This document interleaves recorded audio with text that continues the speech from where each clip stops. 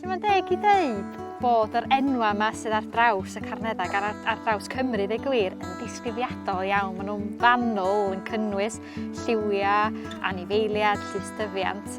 Pam? Wel, yn y lle cyntaf, wrth gwrs, maen nhw'n adlewyrchu y dirwedd ynde, a nodweddion arbennig a gwahanol rhwng mynydd a dyffryn. A wrth gwrs, mae pob hafn a pob craig wedi cael enw. Mae o'n adlewyrchu y ffaith bod yr amgylchedd, y gweinydd a'r llethra wedi bod yn aneddiad I genedlaethol lawar. Bod pobl wedi byw ar y gweinydd yma ers oes efydd ynde. Ac felly mi roedd gwybod yn union lle oedd bob man o fewn I byd nhw yn gwbl allweddol I allu byw yn ymarferol heb sôn am ddim byd arall ynde.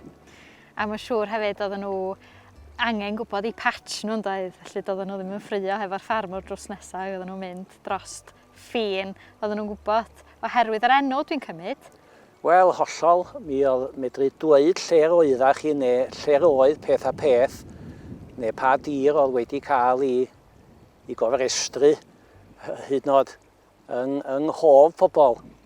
Yn bell yn ôl oedd hynny yn gwbl allweddol yn doedd I bobl allu cyd-fyw efo'i gilydd a bod yn gysurus yn y mynydd gan mae'r mynydd oedd I hamgylchedd naturiol ynde.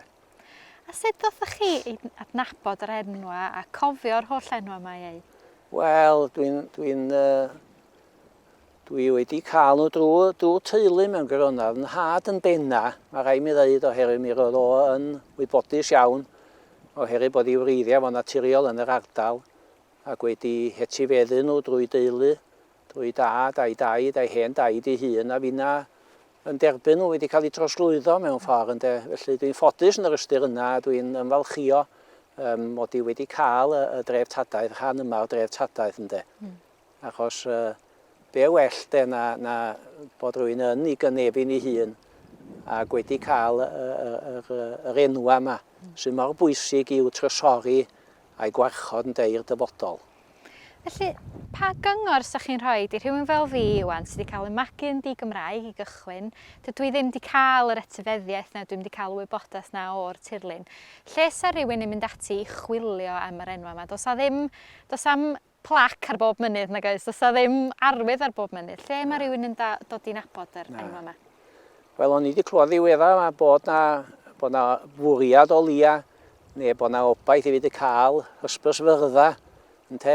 Dwi'n derbyn a dos I'm eisiau llawer ohonyn nhw lle bod nhw'n anharddu. Ond mae yna gyfle I ysgolion lleol, dwi'n meddwl, trwy'r cwricwlwm newydd, trwy'r dynieitha, I fedru cyflwyno enwau lleol fel rhan naturiol o waith trawscwricwlaidd oherwydd mae iaith a hanes a daearyddiaeth. Mae yna nifer o bynciau ar diwylliant wrth gwrs yn dod ynghyd mewn enwau lleoedd. Ond wrth gwrs mae angen deddfwriaeth yn sicr ac mae yna bwyso wrth gwrs wedi bod ar Lywodraeth Cymru I fynd i'r afal ar sut fath o ddeddfwriaeth fysa'n gallu diogelu nhw. Oherwydd mae yna beri gyda nhw gael I sodli gan ffurfiau Saesneg arnyn nhw. Ac mae'r ardal yma wedi diodda ac yn diodda o hynny. Oherwydd bod yna, wel, yn un peth, dwi'n meddwl bod mapiau yr arolwg ordnans wedi bod digon cyflawn. Mae yna lawer iawn o enwau heb gael eu cofnodi ar y mapiau hyd yn oed ynde. Felly mae yna sawl ffordd I fedru codi'r ymwybyddiaeth fel bod pobl, boed nhw Gymru Cymraeg neu yn ddysgwyr neu yn bobl ddi-Gymraeg, I ddod yn llawer mwy cyfarwydd â nhw ac I gwerthfawrogi nhw. Os gennych chi enghraifft o rhai o'r enwau yma sydd wedi cael eu newid? Yn diweddar neu dros blynyddoedd? Wel, mae yna 3 neu 4 yn gymharol ddiweddar yn Ant Ffrancon ynde. Mae creigiau, cwm Ceunant, maen nhw wedi mynd yn Atlantig, slabs. Mi ath Foelgoch yn Nameless Peak ar un adag, hyd at ganol yr 1880, hyd nes y cafwyd Foelgoch yna yn sicr ar mapiau.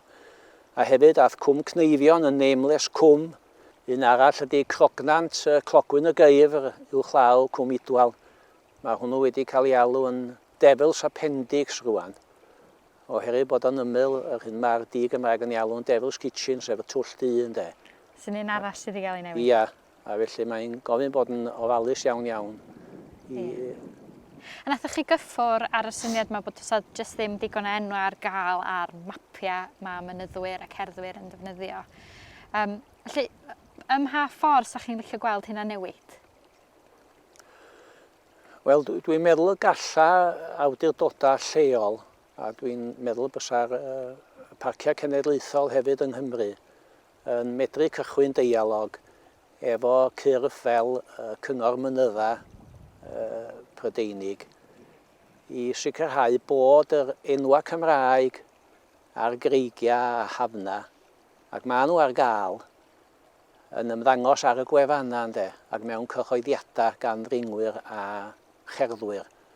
Oherwydd yn y blynyddoedd dwytha mae'r gwefannau, mae'r rif y glith ynde.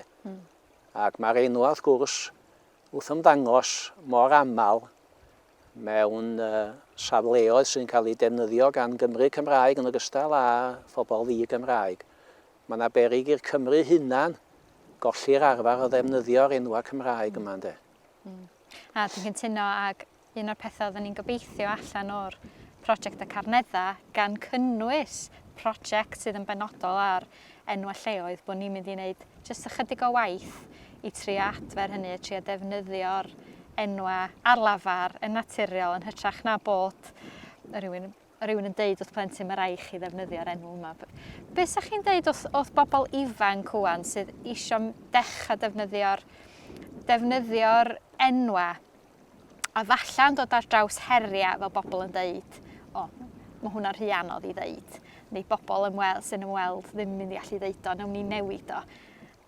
Mae bobl ifanc sy'n mynd i stopio atal hynna rhag digwydd ynde. Be sa'ch chi'n deud ymgynghori nhw ar sut i wneud hynny? Ti ddim yn hawdd newid ymagweddau cyffredinol heb sôn am ymagweddu negyddol gan unigolion.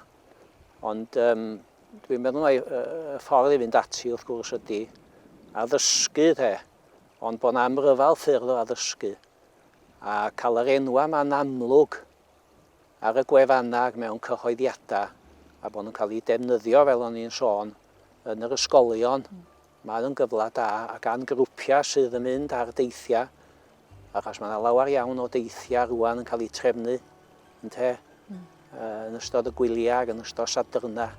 A hyd yn oed yn ystod oriau gwaith, mae hynny'n allweddol bod yr tywysyddion yma yn gwbl gybyddus, nid yn unig yn yr hanes, ond yn yr enwau lleoedd fel bod nhw'n gallu ei defnyddio nhw, bod pobl ni'n clywed nhw'n cael ei defnyddio yn ystod teithiau. Diolch. Diolch fawr.